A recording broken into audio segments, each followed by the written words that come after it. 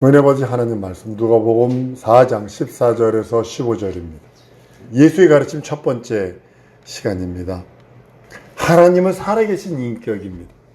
하나님이 살아계신다라는 말은 하나님이 인격이시다라는 의미이기도 합니다. 지정이 진선미를 갖고 계세요. 우리 인생의 지정이 진선미는 하나님의 것에 그 형상의 모양을 따라 지음받은 것이고요. 하나님이 예수를 세상에 보내신 것은 살아계신 하나님의 인격을 보여주시길 원하시고 그 인격을 증명해 주신 것이거든요. 하나님의 인격이 아니라면 그는 아무도 우리에게 보내시지 않으셨을 것입니다. 창세 이후로 지금까지 아무도 하나님을 보지 못했어요. 그러면 모세도 하나님 봤는데 그거 아니요. 아브라함도 하나님의 식사를 대접했는데요. 하나님을 본 사람이 없어요. 하나님의 사자는 본 사람이 있어도 구약시대 때. 그리고 볼 수도 없습니다. 영원토록 하나님 아버지를 볼 수도 없고 본 사람도 없고 오직 그 품속에 계신 독생하신 하나님이신 예수를 통해서만 하나님을 알 수 있습니다. 우리 하나님이 보내신 자를 통해서만 하나님을 알 수 있어요. 한번 따라하십니다. 나는 하나님이 보내신 예수를 통해서 하나님의 살아계심을 안다. 명심하셔야 합니다. 살아계신 하나님의 인격을 배울 수 있는 것은 예수 그리스도를 통하지 않으면 안 됩니다. 우리의 믿음은요, 하나님을 아는 것을 통해서 성장하는 거예요. 여러분들의 믿음이 내가 기도해서 경건해서 어떻게 해서 그거 말하면 안 돼요. 우리의 믿음은 하나님을 아는 것입니다. 내가 성경 안 봐도 되고 설교 안 들어도 되고 성경 안 가르쳐줘도 난 스스로 이거 미신입니다. 귀신입니다. 이거. 하나님께서 아들을 우리에게 보내신 이유가 여러분 뭐라고 생각을 하세요? 아들을 통해서 하나님을 알게 하기를 원하시는 거거든요. 하나님을 아는 유일한 창, 하나님을 보여주신 유일한 길, 하나님을 아는 유일한 길, 예수뿐이 없어요. 아들을 통해서 오는 거 외에는 없어요. 이 세상에 각 나라마다 특별히 인도나 이 네팔이나 이런 데 가보면요, 자기들이 섬기는 신들이 있어요. 아주 우상들 셀 수 없습니다. 인도의 신도 신이 3억에서 쭉 가다 3억 3 해놓고 점 찍어놓고 3 무한대로 간다는 거 아니에요. 그들은 알지 못하는 신들을 섬기고 우상에 대해서 알지 못합니다. 깎아놓고 만들어 놓은 거죠. 인도 가서 인도 사람들이 가장 진짜 잘하는 게 뭐냐면 황동 녹여가지고 우상 만드는 거. 그거 하면 돈 번답니다. 아주 잘 팔려나간답니다. 집집마다 하나씩 다 있습니다. 최소 하나 이상씩 다 있습니다. 다른 곳곳마다 있습니다. 곳곳마다. 우상 숭배하는 사람들은요, 다만 막연하게 빌고 막연하게 제사 드리고 막연하게 섬기고 막연하게 복종하고, 그 복종하는 이유가 뭐냐면 자기들이 룰을 만들어 놓고 그 밑에 복종하는 거예요. 그걸 자기의 믿음이라고 자부하고 내세우고 드러내고 있습니다. 하지만 우리 기독교회는요, 여러분과 나의 믿음은, 한번 따라합니다. 나의 믿음은 하나님을 아는 데 있다. 여러분의 믿음은 무엇이냐? 저 사람 믿음 좋아. 이 소리는 저 사람이 하나님을 알아. 이 소리와 동일한 거예요. 우리 기독교의 믿음은 무턱대고 길고 무턱대고 제사 드리고 무턱대고 섬기고 무턱대고 복종하는 것이 아니라 하나님을 알고 섬기고 알고 기도하고 알고 복종하고. 눈에 보이지 않아요. 살아계신 하나님은요, 눈에 보이지 않아요. 그걸 아는 것이 우리들의 믿음이고요. 우리가 믿음을 하면서 하나님을 알지 못한다면 그 사람은 믿음 없는 거예요. 종교인이에요. 기독교를 제외한 다른 종교나 미신은요, 그저 빌어요. 그저 성경에 복종하는 것, 그것으로 그 이상도 없어요. 자기가 가슴만 시원해지면 돼요. 그러나 기독교에는 하나님을 아는 알아야 하는 신앙, 알아야 하는 것을 가지고 있다는 거죠. 한국 사람의 경우는요, 하나님을 이해하는데 장애 요소가 참 많습니다. 특별히 나도 한국 사람이지만 가정교육에서 어머니의 교육이 잘못돼서 그런 것도 있어요.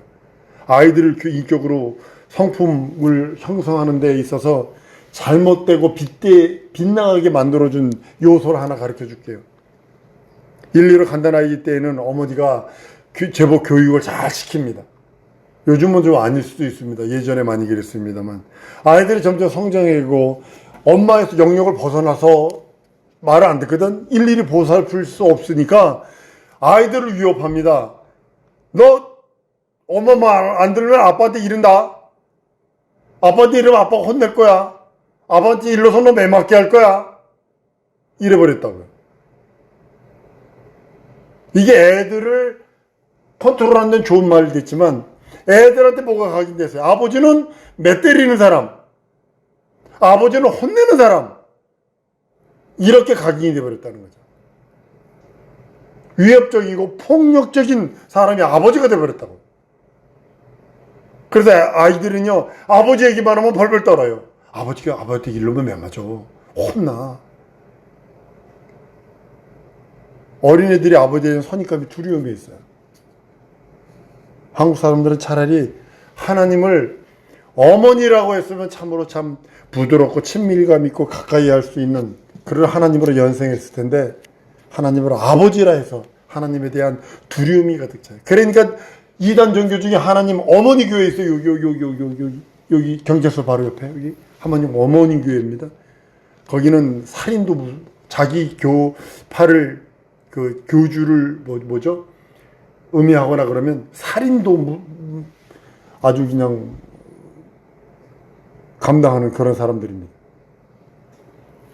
하나님에 대한 잘못된 인식 때문에 한국 사람들은 하나님 아버지 하면 하나님은 폭력을 행하시고 무섭고 두렵고 인정사정 없고 지역 흉모를 엄벌하시고 매 때리고 저주하시고 형벌하시는 하나님으로 생각했지, 하나님 아버지 그러면 그 자애하고 그 사랑의 속성, 은혜와 은총의 속성, 그 하나님의 영원한 인생들이 매맞을 짓만 했는데도 불구하고 저주받을 짓만 했는데도 불구하고 하나님의 사랑이라고 하는 속성으로 일방적인 사랑으로 긍휼과 자비와 은혜와 은총을 베푼 것은 생각하지 않는다는 거죠.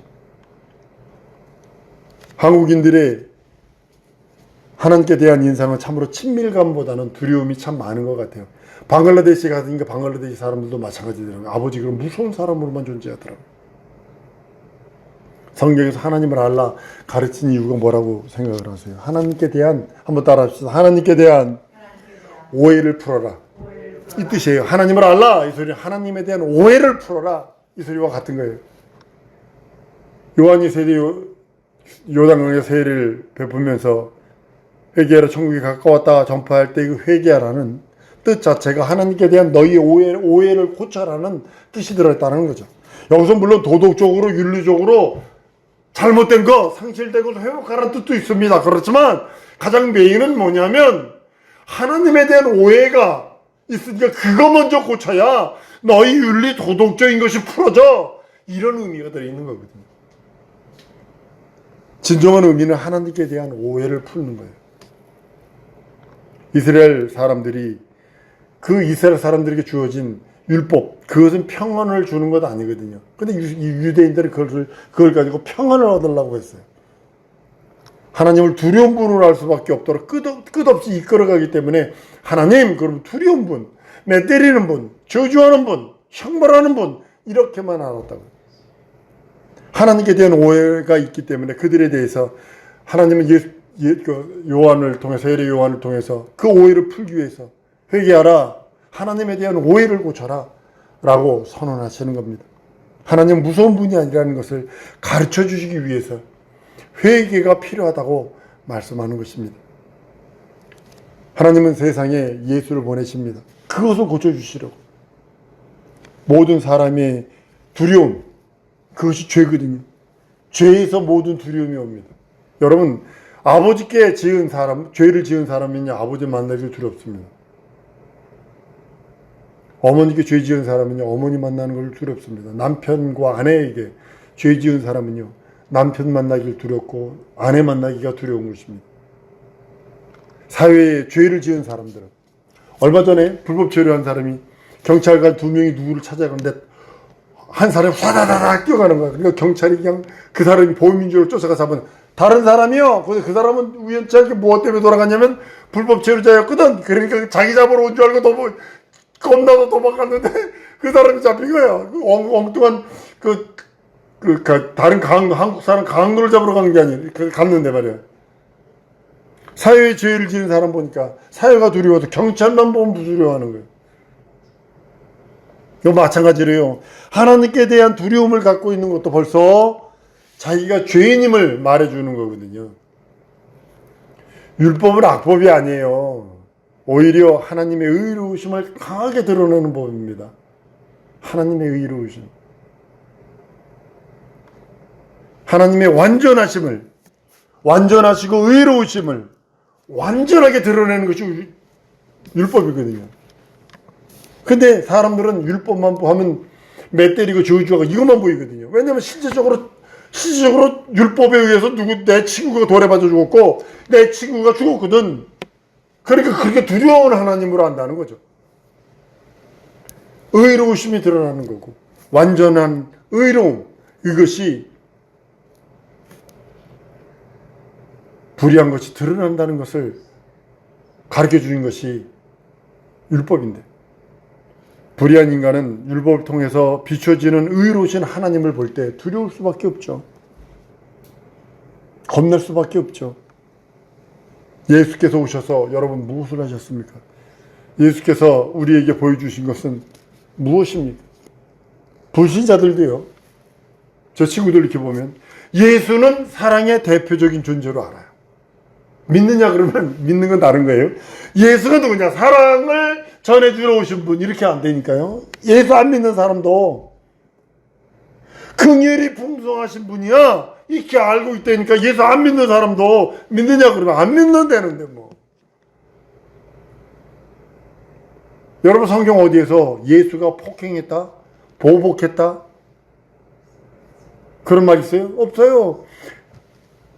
성전을 정화하기 위해서 채찍 만들어서 양, 엉덩이, 소 이런 건 두들겨 패가지고 쫓아낸 적은 있어도 폭행에 사람을 두들겨 패가지고 자기를 저거 하는 자를 갖다가 두들겨 패고 눈탱이가 밤탱이 되게 만들고 다리를 부러뜨리고 보복했다 뭐 없잖아.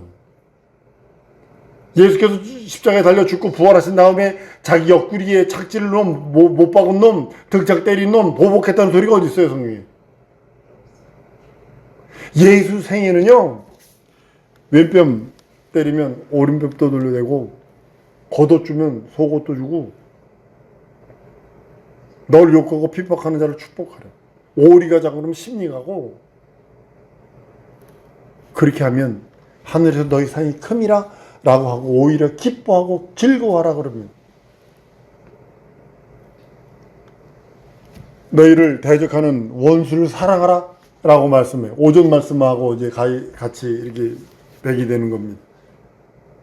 그런 말씀이 있어도 원수가 봐라.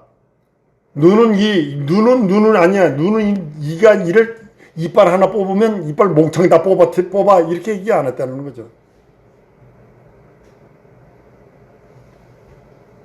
성경 읽다 보면 예수는 진짜 바보 중에 바보처럼 보입니다. 진짜 오른뺨 때문에 왼뺨 돌려대. 아이고, 주먹 안 날아가면 다행이지. 진짜 얼굴에서 침 뱉으니까 주먹 날아가더라고요. 와, 이거 못 견디겠더라고요. 내 얼굴에 침을 딱 뱉는데 주먹이 나도 모르게 주먹이 이렇게 잡히더라고요. 와, 이건 무섭더라고요. 근데 목사인 나도 내 얼굴에 침을 딱 뱉으니까 그냥 주먹이 이렇게 딱 잡히더라고요. 이건 못 견디겠더라고요. 근데 예수는 오른밤 떼는데 왼밤 들는데 난 못할 것 같아요. 목사인 나도 못할 것 같아요. 예수는 그렇게 하래요.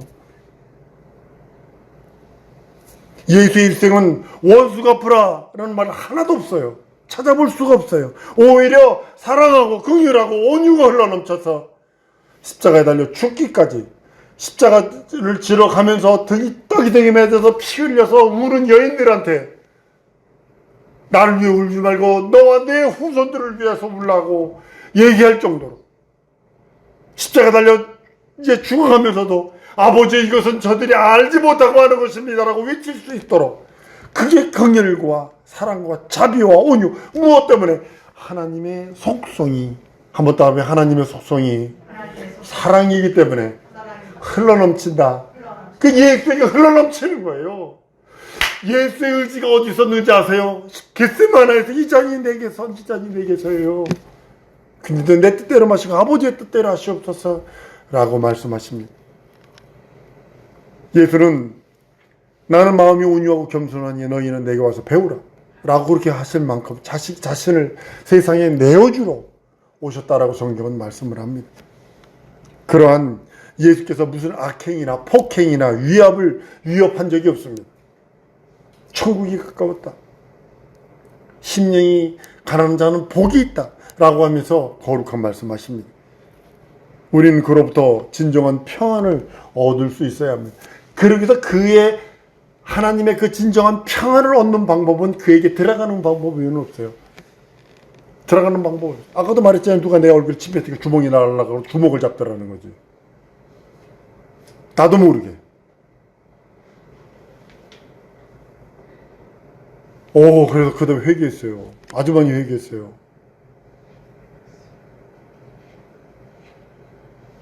내가 예수 안에 아직 안 들어갔구나. 이게 깨달아지는 거예요. 그 한 사건이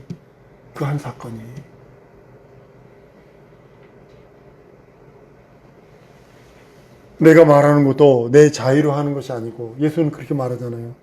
아버지께서 가르치시는 말을 하는 것이고 가르치는 행동을 하는 것이고 내 안에 아버지가 계셔서 하는 것이다 라고 예수는 말씀을 합니다. 그러니까 하나님 아버지의 사랑의 속성, 그 속성이 드러나는 것입니다. 예수는 아버지의 지시를 받아 그 말씀대로 모든 것을 하신다라고 말씀을 하십니다. 죽는 것과 부활하는 것도 아버지께서 친히 명하시고 일러주신 것입니다. 예수는 살아계신 하나님 아버지를 이 땅에 보여주러 오신 분이세요. 나를 본 자는 아버지를 보았다라고 선언한 이유가 바로 그것입니다. 예수 자신을 통해서 아버지를 보여주시려고 예수는 몸부림치셨다는 거죠. 한번 따라서 나를 통해서 하나님을 보여줄 수 있어야 한다. 예수가 이 땅에서 몸부림치신 것은 하나님 아버지를 보여주시렸다면 나 또한 이 땅에서 예수 믿는 그 믿음, 예수 안에서 예수와 연합한 자라면 예수를 보여줄 수 있는 능력이 있어야 되는 거죠. 거기까지 자라가야 돼요. 한번 따라하면 나의 믿음이 거기까지 자라가야 한다. 누구를 보여줄 수 있을 만큼, 예수를 보여줄 수 있을 만큼의 그 믿음까지 자라가야 되는 거예요. 단 한 사건마다 회개하고, 한 사건마다 감사하고, 한 사건마다 감격하는 이유가 바로 그겁니다. 겟세마네 동산에서 아버지의 뜻을 이루기 위해서 자신의 갈등 적나라하게 나타나고 있지 않나요? 아버지여, 할 수만 있으면 이 잔이 내게서 옮겨지기 원합니다. 그런 내 뜻대로 마시고 아버지여 또 원대로 하시옵소서. 원대로 뜻대로 하시라는 거죠. 예수 자신은 십자가를 지는 일을 피하려고 했어요. 피하고 싶지요. 예수는 아버지 뜻을 행하러 왔기에 아버지의 뜻대로 십자가를 지시는 겁니다. 한번 따라 하십시다. 하나님의 뜻대로 하나님의 뜻을 내가 이루리라. 예수가 그랬다면 나도 그래야 되는 거 아닌가요? 내게 하나님의 뜻이 있는데. 나는 좀 전에도 카톡이 왔습니다만 저기 아프가니스탄에 가 있는, 아니 키르기스탄이군요. 거기 가 있는 합동측 목사도 아니에요. 통합측 목사도 아니에요. 보수주의 목사도 아니에요. 우리가 말하는 극히 극한 자유, 한신대 목사가 거기 가가지고 선교사로 가 있습니다. 조기 은퇴하고 교회를 정리 딱 해버리더니 그냥 가버렸어요. 거기서 85세까지 20년 동안 거기서 내 사역하고 거기서 죽겠노라. 만약에 예수께서 십자가를 지지 아니하셨다라면 생각해 보셨어요? 오늘날 여러분과 나는 구원이 있겠어요? 하나님의 생명이 있겠어요? 영생이 있어요? 거듭남이 있겠어요? 하나님의 자녀들의 권세가 있겠어요? 하나님의 영원한 생명, 이것 때문에 참는 거 아닌가요? 여러분 이 땅에서 왜 견디고 버티고, 여러분 내 감정은 업행다운이 심해요. 행복도 슬픔도 업행다운이 심해요. 파도가 높아요. 행복했다가 슬펐다가 행복했다가 슬펐다가 이렇게 쭉 가는 거예요. 이 육체는 그래요. 그러나 육체 있는 동안에 예수 믿는 믿음을 가지면 내 목숨 딱 끝나는 순간에 한번 따르면 하나님의 행복으로 영원하다. 이거예요. 예수 안 믿으면 목숨 딱 끝나는 순간 영원한 지옥의 형벌만 영원한 거예요. 그렇기 때문에 이 땅에서 내 믿음 지키려고 하는 거고, 내게 맡긴 사명 감당하려고 하는 거고, 억울하고 힘들고 번민스러워도 참고 견디는 이유는 영원한 생명이, 영원한 행복이, 하나님의 행복이 기다리기 때문에 기다리는 것입니다. 예수께서 아버지의 뜻대로 십자가를 지시면 아버지의 뜻을 이루려고 하시는 거예요. 다른 것 아니에요. 아버지의 뜻. 예수에게 있어서 아버지의 뜻은 자기 목숨보다 귀한 거예요.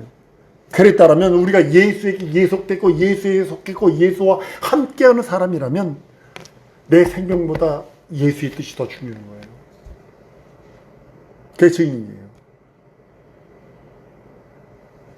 우리 구원과 영원한 생명도 예수께서 죽고 부활하심으로 완성하십니다. 그만큼 아버지는 인간에 대한 사랑과 인애로, 긍휼과 자비로 충만하십니다. 그게 하나님의 속성이, 하나님 아버지에 대한 속성이에요. 우리들을 향한 하나님에 대한 속성이 사랑과 인애와 긍휼과 자비가 풍성하십니다. 그걸 받아 누리는 자가 하나님의 행복을 누릴 수 있는 자고, 그걸 거부하는 자는 어쩔 수 없어요. 마귀와 함께 영원이지. 예수는 이런 아버지를 세상에 보여주시려고, 가르쳐 주시려고 이 땅에 오셨어요. 여러분과 나에게 가르쳐 주신 것이 무엇이냐?